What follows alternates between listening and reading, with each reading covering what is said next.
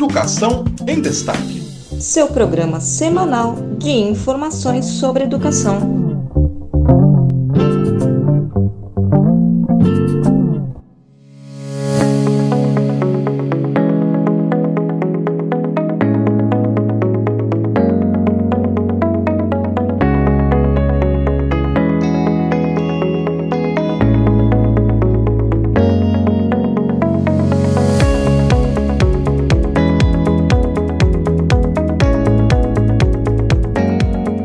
A SBPC cumpre mais uma vez a sua tradição nestes 74 anos de lutas históricas pela ciência, educação, meio ambiente, saúde e direitos sociais. Desta vez, em função das próximas eleições, em outubro de 2022, a SBPC organizou uma série de debates com especialistas de diferentes áreas do conhecimento e de diferentes atuações profissionais, visando elaborar um documento com diretrizes e propostas de políticas a serem entregue aos candidatos ao Legislativo e ao Executivo durante a 74ª reunião anual da SBPC. O objetivo é exigir dos atores que desejam ingressar ou permanecer no cenário político após as eleições de 2022 o comprometimento com essas pautas por meio da assinatura dos candidatos. Este ciclo de debates, que deu origem ao presente documento, se intitulou Projeto Brasil Novo e tratou de 12 temas de grande relevância no contexto atual do nosso país, que devem estar inseridos na construção, consolidação e fortalecimento da democracia e na necessidade de inclusão social. Os temas debatidos para esse projeto foram ciência, tecnologia e inovação, educação básica, educação superior, pós-graduação, saúde, meio ambiente, direitos humanos, segurança pública, diversidade de gênero e raça, mudanças climáticas, cultura e questão indígena. Este é um trecho da apresentação do documento Projeto para um Brasil Novo, produzido pela Sociedade Brasileira para o Progresso da Ciência, SBPC, para ser entregue a candidatos e candidatas que disputam as eleições de 2022. Olá, eu sou Francisco Domingos e este é o podcast Educação em Destaque, o seu programa semanal de informações sobre educação direto de Brasília. E nesta semana acontece na Universidade de Brasília a 74ª reunião anual da SBPC, e uma das atividades na programação do evento é a entrega do documento Projeto para um Brasil Novo aos 3 candidatos mais bem posicionados nas pesquisas de opinião. Na última quinta-feira, dia 28, abrindo a série de seminários com os candidatos, foi a vez do candidato e ex-presidente da República, Luiz Inácio Lula da Silva, comparecer ao evento para receber o documento. O presidente Bolsonaro não respondeu ao convite da SBPC e o candidato Ciro Gomes confirmou presença para esta sexta-feira, dia 29. Nós acompanhamos o ato com o ex-presidente Luiz Inácio Lula da Silva e o programa de hoje destaca a sua participação no evento.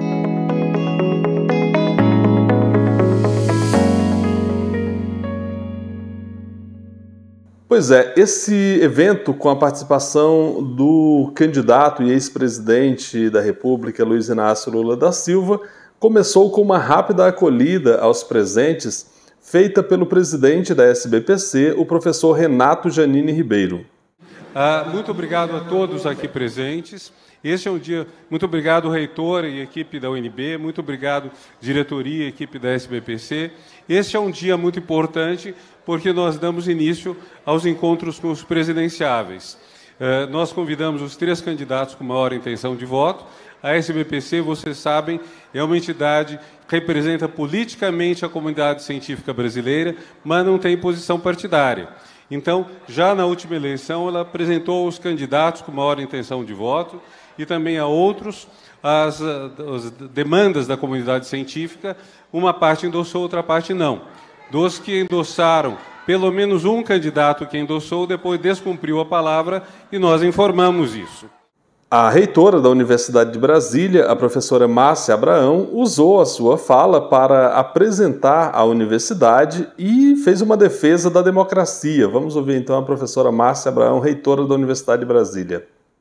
Presidente, uma honra recebê-lo aqui na Universidade, Darcy Ribeiro e Anísio Teixeira.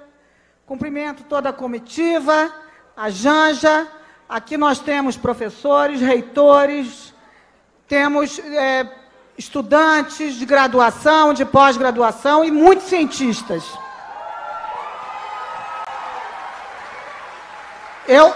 Nós já estivemos em Juiz de Fora, apresentamos no âmbito da Andifes um documento para o senhor, com as propostas dos reitores da Andifes para o senhor, e aqui eu gostaria de falar um pouco do que é a Universidade de Brasília e o que é o conjunto das universidades, muito rapidamente, porque nós queremos ouvir o senhor.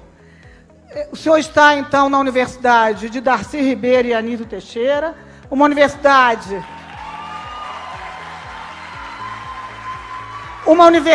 que completa 60 anos este ano, com o tema, atuante como sempre, necessária como nunca.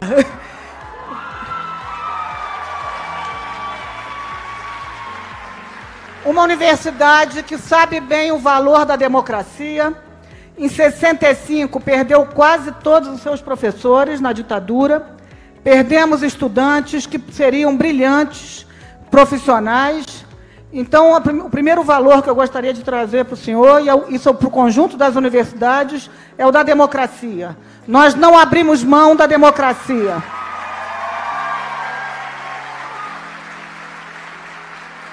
A Universidade de Brasília, depois de 60 anos, quase 60 anos, teve a primeira reitora, que sou eu. Hoje o senhor conheceu algumas reitoras, que são poucas, mas são barulhentas, como eu falei para o senhor, em Juiz de Fora.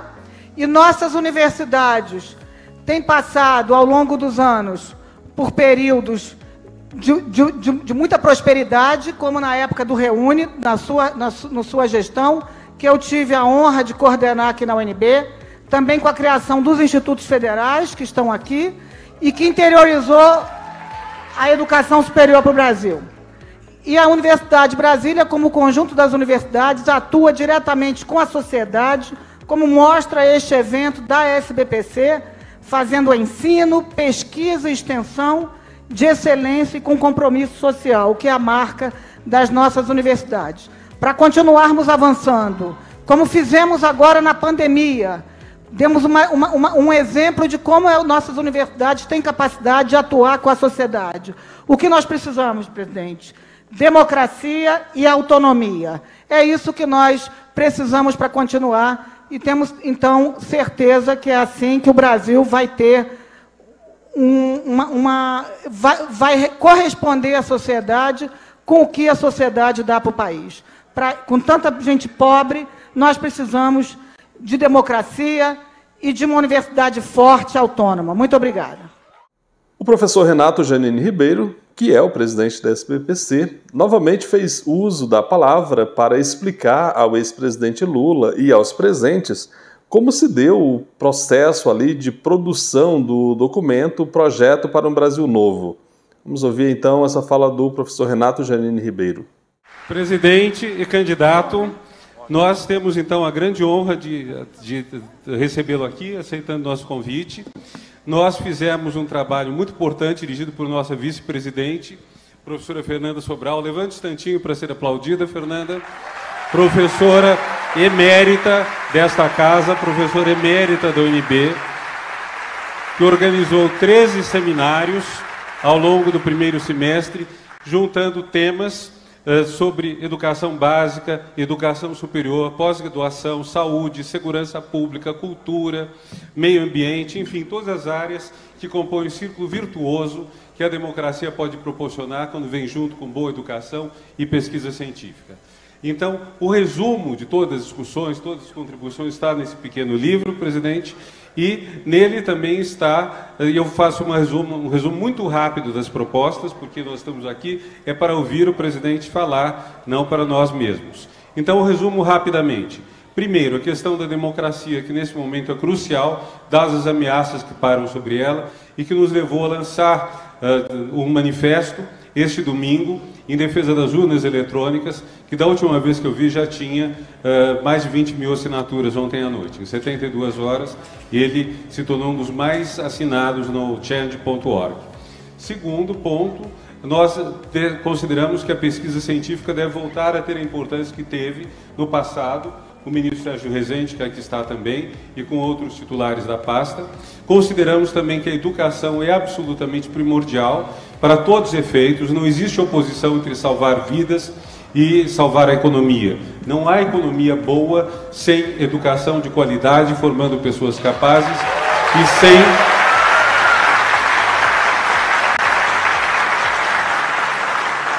e sem pesquisa científica de qualidade, em especial quando o Brasil tem uma biodiversidade deste valor, 6 biomas ricos, dos quais o maior do mundo, que dividimos com mais de 8 países, com os quais urge colaborar. Então, todas essas questões implicam que o Brasil volte a ter um projeto de nação, volte a ter um projeto de Brasil. Que o Brasil não fique simplesmente à mercê dos humores, que não deixe a sua soberania nacional ser sacrificada.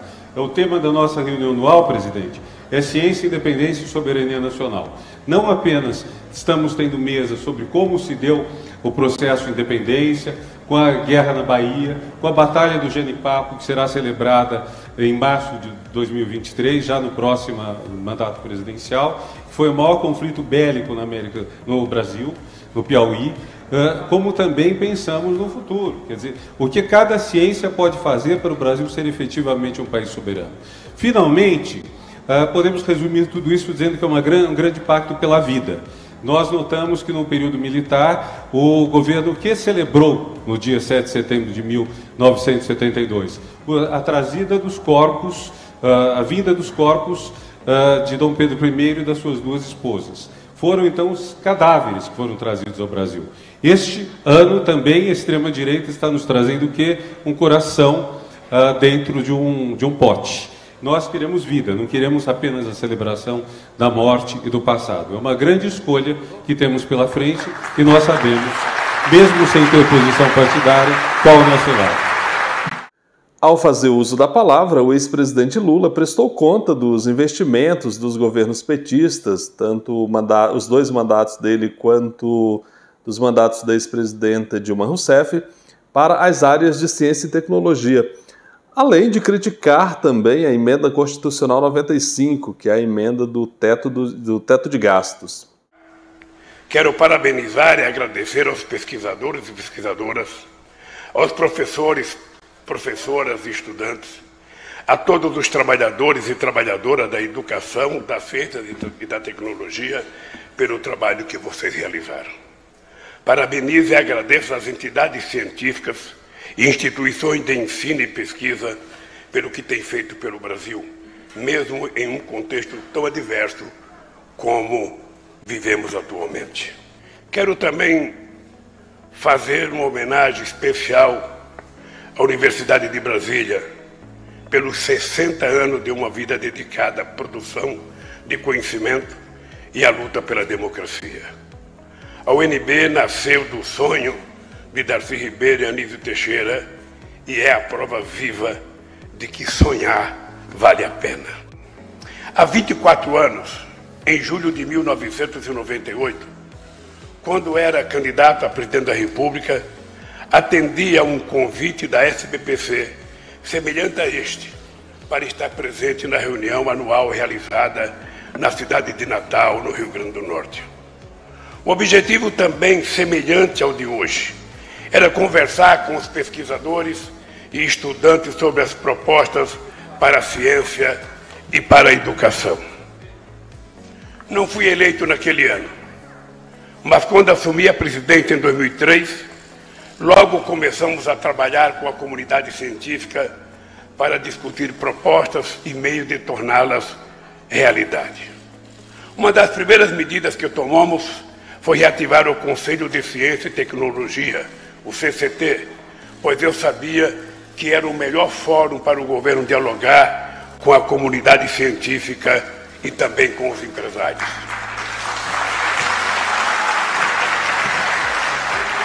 Nos meus 8 anos de governo, presidi pessoalmente as reuniões do CCT pelo menos uma vez a cada ano. As reuniões das quais não pude participar foram presididas pelo ministro-chefe da Casa Civil, que depois me relatava as discussões e as decisões. Foi assim que nós definimos prioridades, diretrizes, estratégias e ações para uma nova política de ciência e tecnologia implantada em 2004, quando o ministro, na época da ciência, era o nosso querido e saudoso Eduardo Campos. No meu segundo mandato, evoluímos para lançar o Plano de Ação em Ciência, Tecnologia e Inovação, com um detalhamento dos programas para a área, cada um com seus objetivos, metas, justificativas e orçamento. O PAC da Ciência foi discutido e aprovado pelo CCT antes de ser lançado publicamente. E nos 4 anos do PAC, de 2007 a 2010, o plano foi integralmente executado com recursos de 41 bilhões de reais, que correspondem à moeda de hoje a 70 bilhões de reais. O governo da presidenta Dilma deu continuidade às nossas iniciativas e intensificou o programa de ações por meio da Estratégia Nacional de Ciência, Tecnologia e Inovação de 2012 a 2015. Foi assim que o país saltou de um patamar de investimentos em pesquisa e desenvolvimento de 0,88% do PIB no ano 2002 para 1,24% em 2013, sendo o melhor resultado conquistado em 37 anos de existência do Ministério da Ciência e Tecnologia. Em 2008, tive o prazer de visitar a sede da SBPC em São Paulo, acompanhado de alguns ministros, sendo recebido pelo saudoso companheiro Antônio Raup, na época, então, o presidente. Se o Janine me convidar para voltar a Maria Antônia, eu estarei lá, Janine, é só convidar. Foi a primeira vez, e pelo que eu sei, a única em que um presidente da República visitou a histórica sede da Rua Maria Antônia para simbolizar a importância do diálogo com a comunidade científica. Solicitei à SBPC que me trouxesse a cesta de problemas da área e ali se iniciou a discussão do marco legal de ciência, tecnologia e inovação que seria aprovado anos depois. Na época, comemorávamos os avanços que alcançamos na produção do conhecimento, na pesquisa e no desenvolvimento da inovação no nosso país. Mas sabíamos que tínhamos dado apenas os primeiros passos para reduzir nossos graves problemas históricos em muitos setores da economia e no enfrentamento das desigualdades. Queridos amigos e queridas amigas, a implementação dos planos plurianuais em nossos governos deu início à aceleração dos investimentos em educação e em infraestrutura, fortalecendo as cadeias produtivas e o fomento à inovação. O objetivo central era alavancar a economia brasileira e conjugar o crescimento com a inclusão social, construindo, por fim, a base para a sociedade do conhecimento. Tais frentes de expansão tinham também como eixos dinâmicos a dimensão ambiental e territorial. A integração e complementariedade entre essas dimensões exigiram aumentar a eficiência da coordenação das ações dos governos do PT. Nesse sentido, as políticas de ciência, tecnologia e inovação tiveram estreita articulação com diversos outros programas. Cito como exemplo a Política Industrial, Tecnológica e de Comércio Exterior de 2005 e 2007, a Política de Desenvolvimento Produtivo de 2008 a 2010, o Plano Brasil Maior, lançado em agosto de 2011, e os projetos de parcerias para o desenvolvimento do complexo industrial na área da saúde. Ou seja, a ciência e a tecnologia foram alçadas à condição de eixo central da nossa política de governo. Infelizmente, o golpe contra a democracia em 2016 deu início ao desmonte das instituições públicas. O chamado teto de gastos, que tira dos pobres para dar aos ricos, aprofundou a agenda neoliberal na direção do Estado mínimo. Ultrapassando as piores previsões, o atual governo colocou o Brasil numa máquina do tempo rumo ao passado. Fome, desemprego, destruição dos direitos trabalhistas, inflação, corrupção e ameaça da democracia são as marcas desse desgoverno que nega a ciência em todos os seus atos.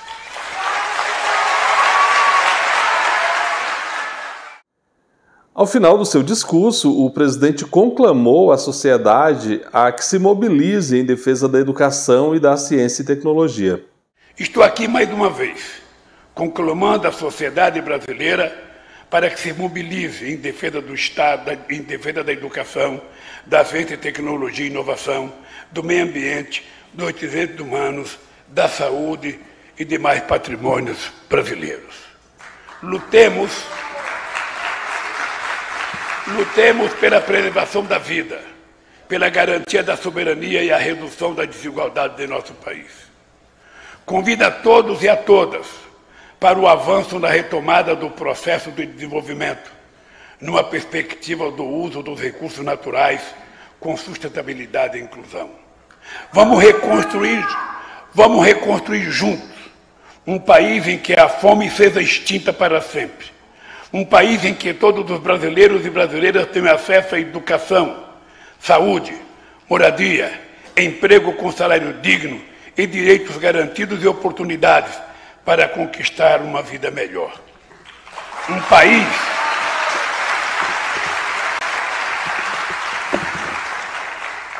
Um país em que a ciência seja reconhecida como o que ela é de fato.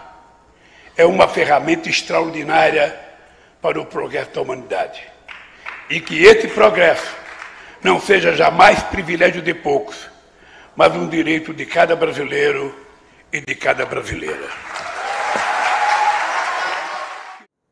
Então essa foi a participação do ex-presidente e atual candidato à presidência da República, Luiz Inácio Lula da Silva, na 74ª reunião anual da SBPC.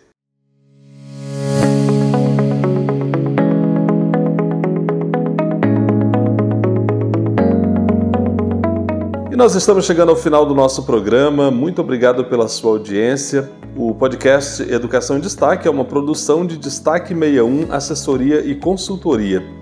E este programa especial foi sobre a participação, então, do ex-presidente Lula na reunião da SBPC que acontece na Universidade de Brasília.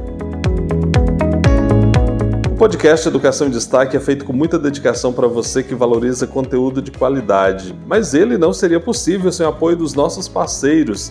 Eu falo aqui do Sindicato Nacional dos Técnicos de Nível Superior das IFES, o ATENS Sindicato Nacional,